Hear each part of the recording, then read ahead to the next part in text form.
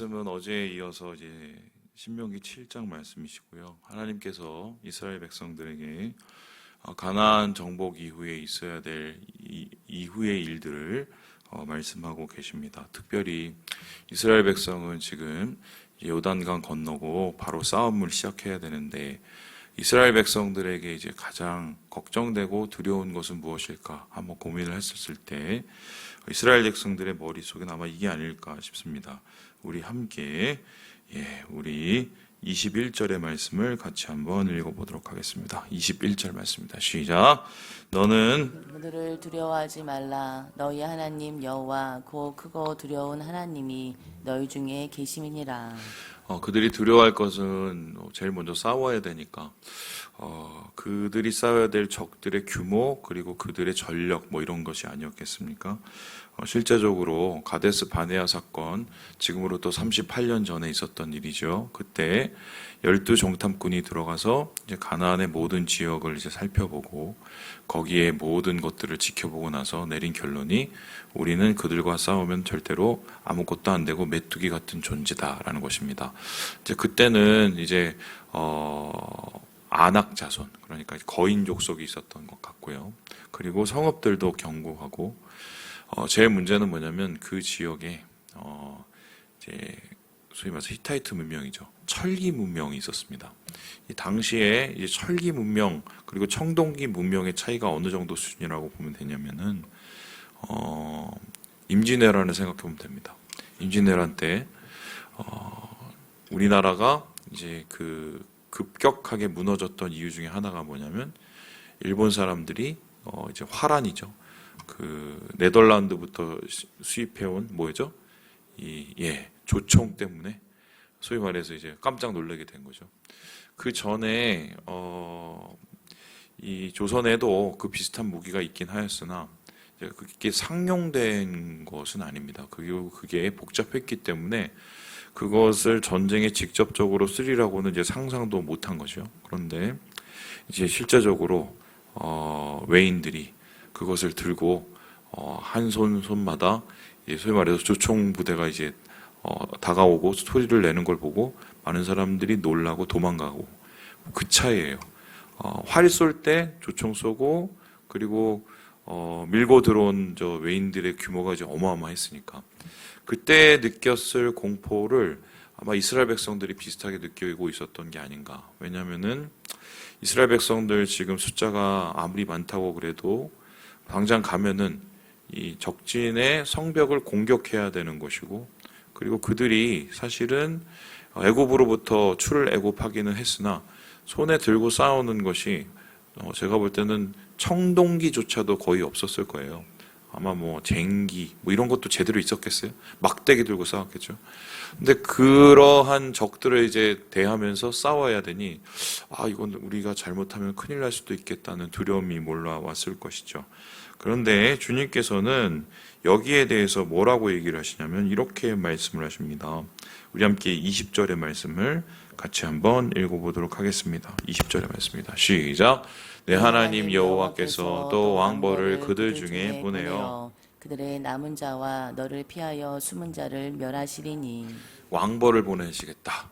여기서 그럼 왕벌이 도대체 뭐냐 했었을 때 그냥 그 원어상으로 보면 말벌입니다.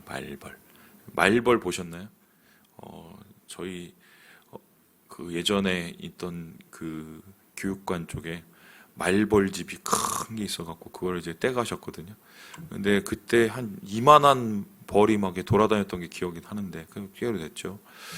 그런 벌이 이제 왕벌입니다. 그래서 이제 학자들은 정말 하나님이 왕벌을 미리 보내서 거기에 있는 사람들을 다 이렇게 전력을 약화시키고 힘들게 만들었을까 이렇게 생각하시는 분도 있겠으나 대개의 경우는 이걸 이제 상징적인 글로 봅니다.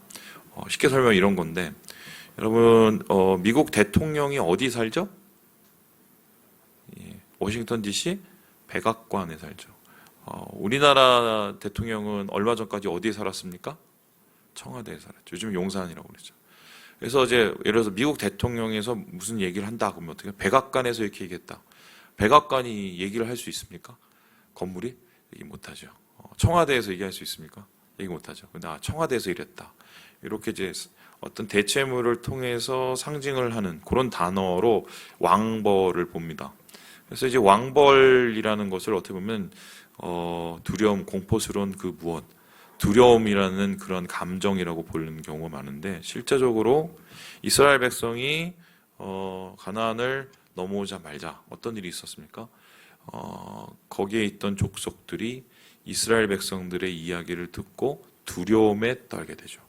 아마 하나님께서는 그런 혼란과 두려움을 미리 주신다고 그런 친 것이 아닌가. 일종의 심리전을 하신 그렇게 이제 생각해 볼 수 있습니다. 그리고 하나님께서 뿐만 아니라 그들의 전쟁 속에서 그들을 내가 돕고 내가 스스로 장수가 되어서 너희를 위해서 싸우고 승리할 것인가를 약속하고 있어요. 그러니까 그거는 두려워할 게 아니다라고 이야기를 하고 있습니다.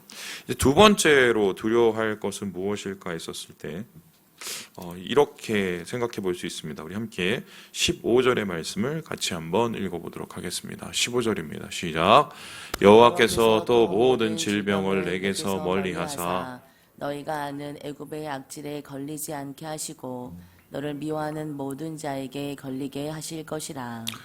두 번째는 그들이 거기에서 맞게 될 여러 가지 질병과 여러 가지 또 어려운 그 건강상의 문제입니다.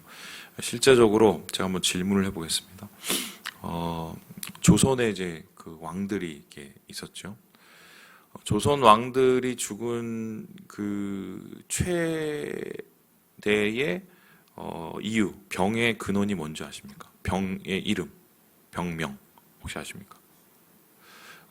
우리는 이제 독살을 생각하죠. 독살. 근데 독살은 실제적으로 밝혀지지가 않았으니까 이게 잘 모르고. 이게 제가 이제 그 한국사 공부하다가 되게 재밌는 거였는데 피부병입니다. 제가 깜짝 놀랐어요. 실제적으로 예전에 이제 그 소위 말해서 병 중에 무서운 질병이라고 생각하는 그 범주에 피부병이 있습니다. 그래서 이제 조선 왕들 같은 경우는 온몸에 막 종기가 나고 악질이 돌아서 죽는 경우가 되게 많아요.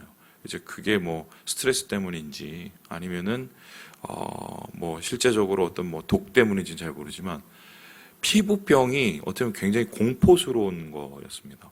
실질적으로 애굽에서 하나님께서 치실 때 악질이 일어났죠. 그 피부병 때문에 힘들고 어렵고.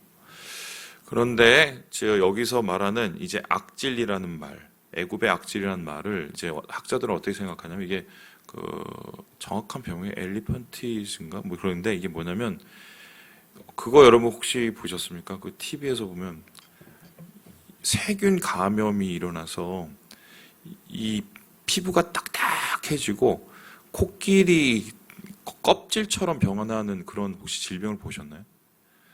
제가 뭐 세상에 이런 일이 이러는데 그때 봤는데 그 병이 아직까지 있어요. 이제 그게 이제 세균 감염인데 그 질병이 이 당시에 어쩌면 제일 공포스러운 병 중에 하나였습니다. 그것뿐만 아니라 거기와 비슷한 여러 가지의 질병으로 그들이 고통을 받을까 두려워했던 것이죠. 그런데 하나님께서 그것도 두려워할 것이 아니다라고 얘기합니다. 왜냐하면은 모든 질병에서 너를 어떻게 해주겠다? 멀리하게 해주겠다. 그러니까 건강의 문제도 너희가 고민할 필요가 없고 그리고 실제적으로 너희가 싸워야 될 그러한 적들과의 전투의 문제도 너희가 고민할 문제가 없다. 두려워할 문제가 없다고 합니다. 자, 그러면 이스라엘 백성이 거기에 들어가서 제일 고민하고 제일 걱정해야 될 문제가 뭐가 있을까요? 여기에 대해서 하나님께서는 단호하게 이렇게 얘기를 하시는데요. 우리 함께 16절의 말씀을 같이 한번 읽어보도록 하겠습니다. 시작. 내 하나님 여호와께서 내게 넘겨주신 모든 민족을 내 눈이 긍휼히 여기지 말고 진멸하며 그들의 신을 섬기지 말라. 그것이 내게 올무가 되리라. 뭐가 그들이 가장 걱정할 거죠? 자기 자신이에요. 무슨 소리입니까? 자기 자신이 혹여나 그쪽에 들어가서 가나안 문화에 동화돼서 어떻게 해요? 가나안 사람들이 섬기는 신을 똑같이 섬기고 타락을 할까 봐. 그게 하나님께서는 굉장히 큰 걱정인 것이죠. 그래서 하나님께서는 그러한 올무에 걸리지 않게 하기 위해서 어떻게 하십니까? 가자마자 싸우게 되면 그들을 어떻게 해요? 다 진멸하라고 하십니다. 이걸 이제 헤렘의 전쟁이라고 그러죠. 헤렘이라는 것은 뭐냐면 살아있는 모든 숨쉬는 것을 다 멸절시키는 것을 뜻합니다. 어떻게 보면 되게 잔인한 전쟁인데 하나님께서 이러한 잔인한 전쟁을 허락하신 이유는 사실 그곳에 있는 악을, 부패를 하나님께서 청산하시려는 이유도 되지만 더 정확하게 표현하면 이스라엘 백성 때문입니다. 왜 그러던가요? 이스라엘 백성이 혹여나 거기에 가서 똑같은 모습으로 변해버릴까 봐.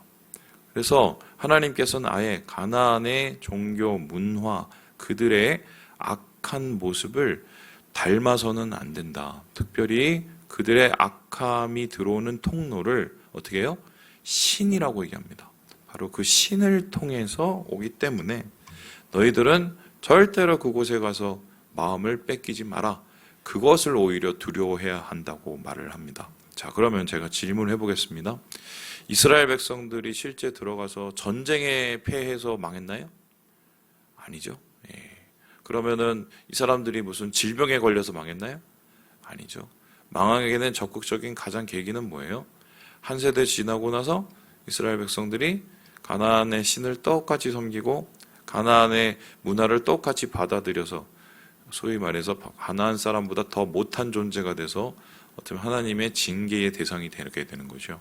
하나님께서는 미리 모세를 통해서 말씀하셨고 그 경고를 제대로 지키지 못했고 결국 몇 번의 흥망성쇠 끝에 완전히 주저앉아 버리는 게 이스라엘의 역사다라고 했습니다.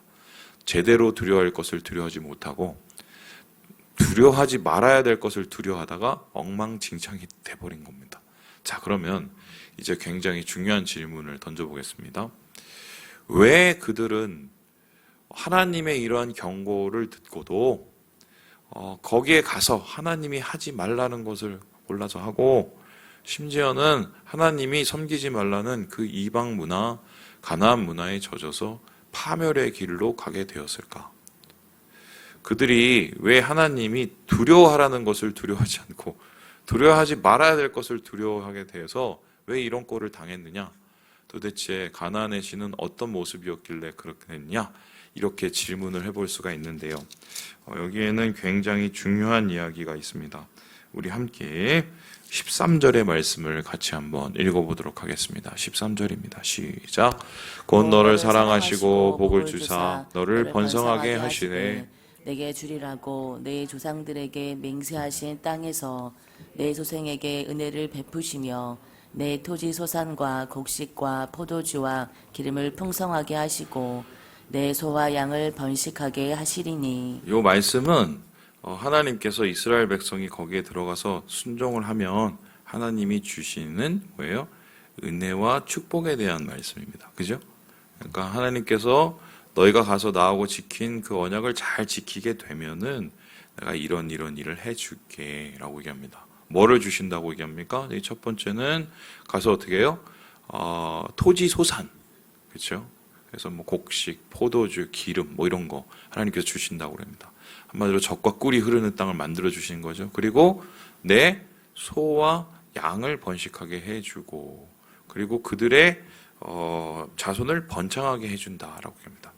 그런데 여기 좀 재밌는 그림이 하나 있습니다. 그거 아세요? 뭐냐면 내 소, 양, 그다음에 포도주, 곡식 이런 단어가요. 가나안 말로 바꾸면 그들의 신이 됩니다. 이게 무슨 소리냐면 소라는 이름의 신이 있어요. 양이라는 이름의 신이 있어요. 그리고 곡식, 포도주 여기에 관계된 신이 있습니다.